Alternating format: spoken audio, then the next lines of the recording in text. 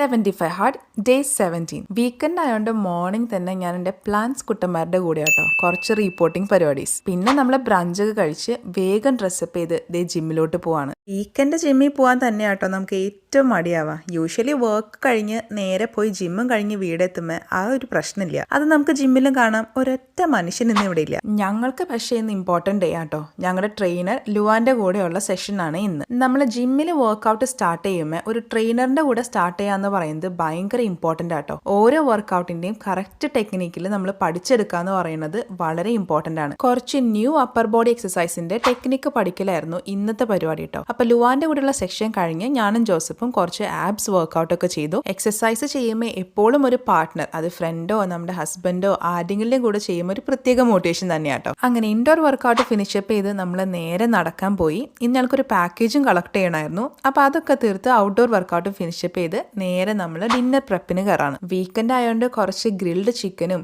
Broccoli stir ഫ്രൈയും കുറച്ച് പൊട്ടാറ്റോയും അങ്ങനെ നല്ല അടിപൊളി ഈസിയുമാണ് എന്ന ഹെൽത്തി മീലും കഴിഞ്ഞു. അങ്ങനെ നമ്മുടെ ബുക്ക് റീഡിംഗ് ഒക്കെ കഴിഞ്ഞ് ഇന്നത്തെ ഡേ വൈൻഡപ്പ് ചെയ്യാട്ടോ.